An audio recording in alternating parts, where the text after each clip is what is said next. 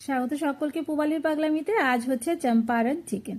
সকলকে বলবো আমার নামের নিচে যে লিঙ্কটা আছে সেই লিঙ্কে গিয়ে দেখতে পারো, লং ভিডিও লিঙ্ক দেওয়া আছে, ওটা লং ভিডিও, তোমরা ওইখানে গিয়ে কিন্তু লং ভিডিওটা দেখে নিতে পারো।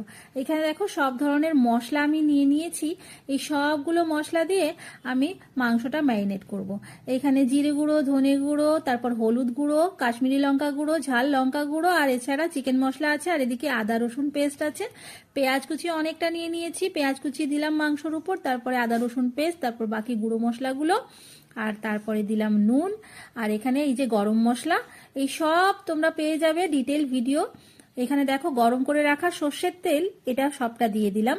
দিয়ে এবার এটাকে খুব ভালো করে কিন্তু পরিষ্কার হাতে মেখে নিতে হবে। খুব ভালো করে মেখে নেব। আর আমরা কিন্তু মাটির হাঁড়িতে রান্নাটা করব। বলে রাখি, মাটির হাঁড়িতে রান্না করতে হলে কিন্তু মাটির হাঁড়িটা আগের দিন রাতে, যদি প্রথম রান্না করা হয় আগের দিন রাতে খুব ভালো